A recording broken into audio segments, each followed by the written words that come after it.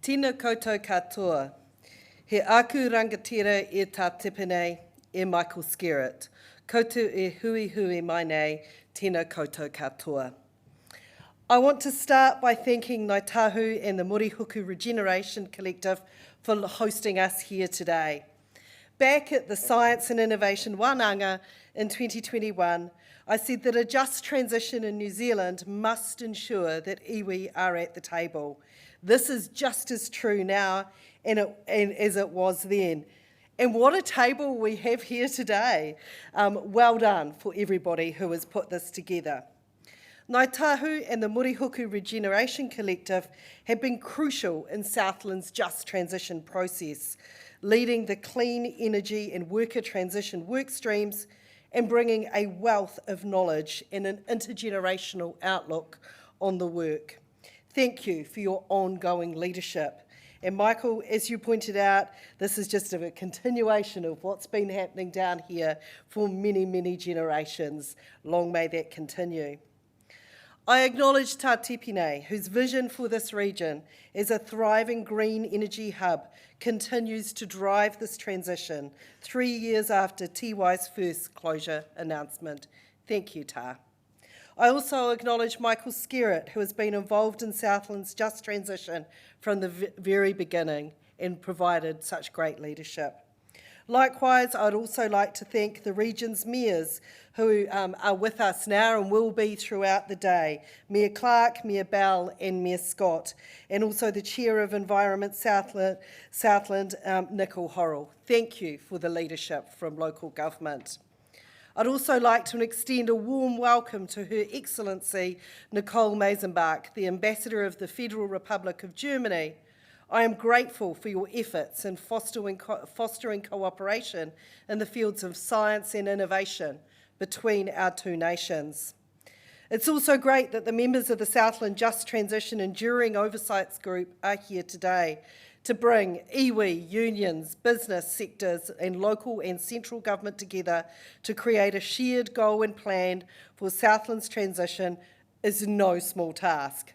Your dedication to a region is admirable and will be instrumental in shaping its future. I'd like to particularly acknowledge the group's co-chairs, Amy Kaio and Neil Makara. Thank you for the opportunity to speak to this important work. We have long believed Southlanders deserve to have long-term certainty over the future of their region. 3 years after the New Zealand aluminium smelter's initial closure announcement, there are still no definitive answers, and there continues to be uncertainty in the region about the smelter's future. It's been great to see Rio Tinto's efforts to improve its relationships with local stakeholders, including Ngāi Tahu, and their commitment to the full remediation of the Tiwai Point site. But there is more work to be done to signal the long-term commitment to Southland and to New Zealand. That said, I believe that heavy industry can play a significant role in the wider renewable energy transition. Decarbonisation does not mean deindustrialisation. You've probably seen the news of the announcement that the Prime Minister made on Sunday, the biggest emissions reduction project in New Zealand's history. The government partnering with New Zealand Steel to reduce 800,000 tonnes of climate emissions from the Glenbrook mill each year. That's the equivalent of taking 300 cars or all the cars in Christchurch off the road. That is possible because of our government investment in Decarbonising Industry Fund, or GIDI as it's known, which invests in decarbonisation and clean energy through partnerships with business. Funded by revenue received from carbon emissions, GIDI demonstrates our commitment to working with businesses that are willing to do their part towards emissions reductions and future-proofing our economies in New Zealand. It makes economic sense for the government to recycle the emissions revenue to invest money back in reducing New Zealand's emissions domestically rather than going and buying international credits, effectively paying for other countries' decarbonisation journeys. I will back keeping jobs in New Zealand every day of the week. I will also back ensuring we have resilience in our domestic supply chains. Partnerships like the one with New Zealand Steel does just this and helps New Zealand to secure its long-term energy future and achieve our climate targets. Central to this partnership is a power purchase agreement with Contact Energy that adds to our security of supply through their flexible off-peak arrangement. I encourage Rio Tinto to follow this example. Rio Tinto has indicated the smelter could support the wider national energy transition by underwriting new build renewable generation and playing a role in smoothing peaks. This approach could make a valuable contribution to meeting our national emissions reduction and renewable energy goals and to send a clear signal to the community of New Zealand aluminium smelters' long-term future in this region. Ultimately, whether the smelter closes in 2024 is a matter for Rio Tinto. The focus of the Southland Just Transition process has been planning for and managing the social, economic and environmental impacts of economic change to give Southlanders certainty about their future. This government is committed to a just transition for Murihuku and for Aotearoa as we move forward into our low-carbon future. This must be a fair, equitable and inclusive transition that leaves no region, no community and no person behind. A just transition empowers regions through partnerships to lead their own processes to ensure that the impacts and opportunities that arise are distributed fairly. As we move towards a prosperous low-carbon future, we must apply the same principles of partnership that have guided Southland's just transition to the national transition. Otherwise, we risk missing the opportunity to build an enduring transition. The reality is that to realise the new opportunities we are faced with, we need to work together. I urge all of you to embrace this partnership model and participate actively in the national transition to a low-emission and high-wage economy. We need your input, knowledge, relationships and expertise to build a sustainable future that leaves no one behind and ensures that we rise to the challenges and opportunities that climate change presents us with. This region has done a huge amount of work over the last 2 years to plan for the possibility of the smelter's closure. And I am thankful for the contributions of everyone who has participated in this process so far.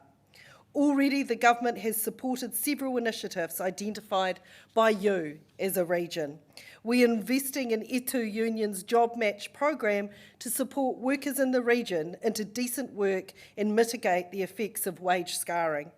We are building upon Southland's strength as New Zealand's biggest regional food basket by supporting Thriving Southland's Food and Fibre Investment Accelerator project to identify new high-value land use opportunities for the region. We also have supported the implementation of the region's new long-term plan and the development of a new community collaboration program, Connected Murihuku. However, this work must continue. That is why today I'm proud to talk to you about the significant $100 million investment that we at Budget 2023 to kickstart a hydrogen industry that can begin in Southland. This will fund a hydrogen consumption rebate targeting early adopters of hydrogen technologies in hard-to-abate sectors as a means of building skills, industry knowledge, supply chain, and normalising hydrogen use, supporting the emergence of a green hydrogen industry in our just transition regions. The rebate will close the price gap between green hydrogen and fossil fuels through long-term contracts between hydrogen consumers and the Crown. The regional hydrogen transition will position New Zealand as an early adopter of green hydrogen and enable us to attract global supply chain opportunities. This investment will also contribute to greater strategic fuel resilience in the context of global and regional strategic pressures and uncertainties.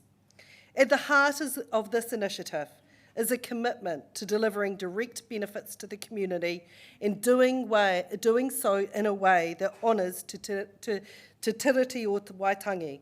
My officials will be working closely with iwi to ensure that this commitment is realised. I'm also announcing today a further funding of $8 million to support Southland's Just Transition's goals to create new industries, transition workers and skills, and get that long-term planning underway. The investment will support high-impact projects, identified through the Just Transition process. The establishment of a Southland engineering and manufacturing cluster will support firms to diversify their customer base and develop new economic opportunities whilst continuing to support existing major industries. Ongoing support for the Coin Southland startup and innovation ecosystem will enable the establishment of new businesses and help existing businesses to transition and take advantage of the opportunities that will come with emerging industries. And by collaborating with the Murihuku Aquaculture Group and investing in the development of Southland's aquaculture industry, we will accelerate the growth of a new industry, further diversifying Southland's economy and creating high-wage, low-emissions jobs. The transition to a low-carbon future will provide many new opportunities for growth. Energy innovation and new technologies will be essential in capturing these opportunities. Hydrogen in particular has captured the imagination in this region. This technology has the potential to play a significant role in our energy system and decarbonising parts of our wider economy. Today's announcement shows the government's commitment to supporting Southland's just transition.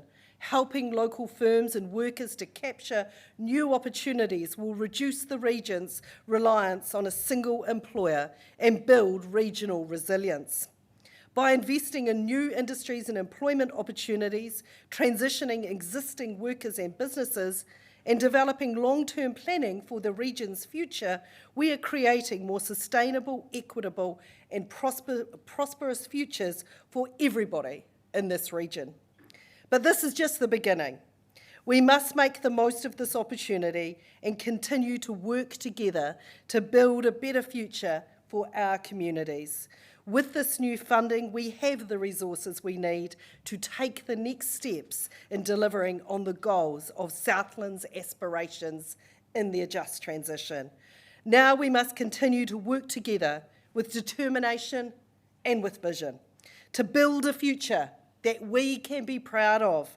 From the bottom of Te Waiponamu, one of the last stops before Antarctica, not constrained by a tyranny of distance, there's a joke for the historians in the room, but enabled by the opportunity of location. Let's show the country and the world what is possible when we bring people to sit together and form enduring partnerships and relationships. Thank you. E aka nui, e aka rahi, tēnā koutou katoa.